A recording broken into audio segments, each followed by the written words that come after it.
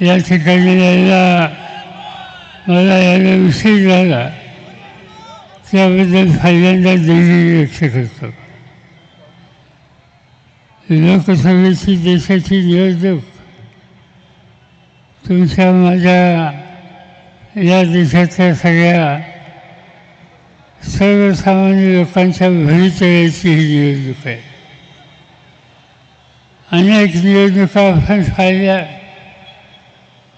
पण या देशाचं नेतृत्व ज्यांच्याकडे होतं त्या सगळ्या नेत्यांनी संसदीय लोकशाही पद्धती मजबूत कशा करता येतील या संदर्भाचे अखंड प्रयत्न केले.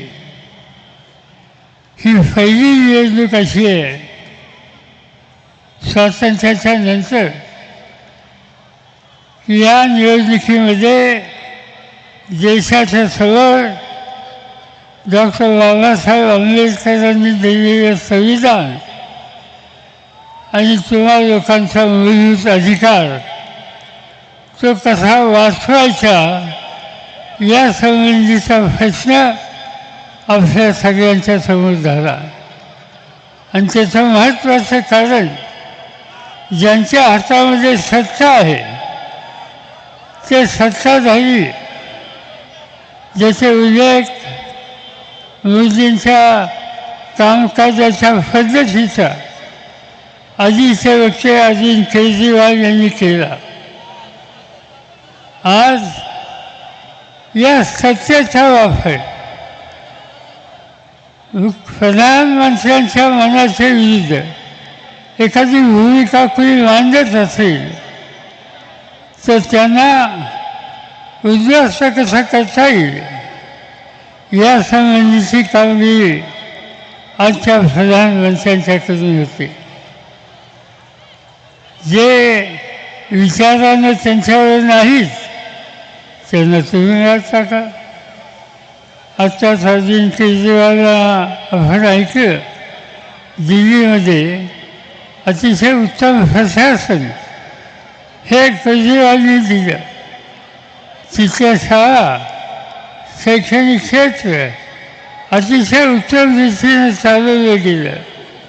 लोकांना आरोग्याच्या उत्तम सुविधा ह्या ठिकाणी त्यांनी दिल्या आणि दिल्लीचा चेहरा बदलण्याच्यासाठी प्रयत्नाची पराकाष्ठा करणं हा आपला धर्म आहे हे समजून अरविंद केजरीवाल त्या ठिकाणी काम करतात. पण हे त्यांचं काम ज्यांना मंजूर नाही ते नरेंद्र मोदी त्यांचं तुरुंगामध्ये टाकलं. का तर कुठेतरी धोरण ठरवलं. मुख्यमंत्र्यांना राज्यकर्त्यांना वेगवेगळ्या प्रश्नावर धोरणं ठरावी लागतात आणि ते धोरण त्यासाठी त्यांना तुरुंगात टाकले.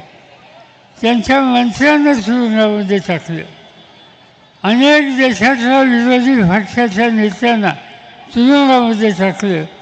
याचा अर्थ स्वच्छ आहे की मी म्हणेल त्या पद्धतीनं संसार, मी म्हणेल त्या पद्धतीनं लोकशाही हा एक कैली कार्यक्रम आज देशाच्या प्रधानमंत्र्यांनी घेतलेला आहे.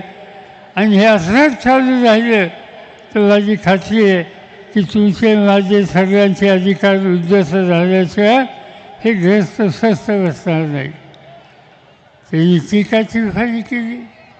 शिवसेनेच्या संदर्भात नकली सेना म्हणजे अरे ज्या बाळासाहेब हिंदू हृदय सम्राट बाळासाहेब ठाकरेंनी तुमच्या संकटाच्या काळामध्ये तुम्हाला वाचवायचं काम केलं हे महाराष्ट्राला माहिती आहे. पण तुम्ही विसरलात. भले तुम्ही काही म्हणले किती टीका टिप्पणी केली तर महाराष्ट्राच्या कानाकोपऱ्याचा तरुण आणि महाराष्ट्राच्या कानाकोपऱ्याचा मराठी माणूस बाळासाहेब ठाकरेंनी दिलेला विचार की जो आज उद्याची फळं घेऊन जात आहेत त्याच्या मागं शक्ती उभी केल्याशिवाय राहणार नाहीत आणि तुम्ही किती त्या संबंधीची टीका टिप्पणी केली तर त्याच्याकडं या राज्याचा सामान्य माणूस धुमकून सुद्धा वागणार नाही. आम्हाला लोकांच्याबद्दल तुम्ही बोललात, सांगितलं की महाराष्ट्रामध्ये कुणीतरी एक भटकता आत्मा आहे. आत्मा कधी असतो? माणूस गेल्याच्या नंतर असतो. यांना चिंता फैली आम्हाला लोकांची. भटकता आत्मा. मी एवढंच सांगू इच्छितो की हा आत्मा तुम्हाला सत्याहून बाजूला केल्याशिवाय स्वस्थ बसणार नाही. त्यासाठी जे जे काही करावं लागेल ती करण्याची ताकद तुम्हा सगळ्यांच्या मदतीनं आम्हा लोकांच्याकडे आहे. त्याची पूर्ण उपयुक्तता ही करण्याची भूमिका घेतली जाईल एवढंच या ठिकाणी सांगू इच्छितो. लोकशाही संकटात आहे, संविधान संकटात आहे, महाराष्ट्राचं हित संकटात आहे. या सगळ्यातून सुटका करायची असेल तर आपल्याला एकत्र राहावं लागेल.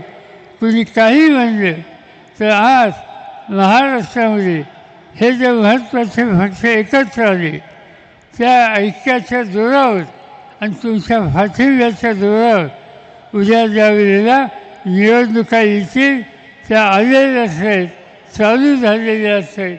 या निवडणुकीच्या प्रक्रियेमध्ये भाजप आणि मोदी या प्रवृत्तीचा पराभव करणं हे तुमचं माझं काम आहे. मुंबई शहराच्या निवडणुका या ज्या 2 दिवसावर आलेल्या आहेत त्या निवडणुकीचा पुरेपूर लाभ तुम्ही घ्या आणि उत्तम प्रकारे या ठिकाणी भाजप आणि मोदी या प्रवृत्तीचा पराभव करा हीच विनंती करतो आणि माझे 2 शब्द संपवतो. धन्यवाद पवार साहेब.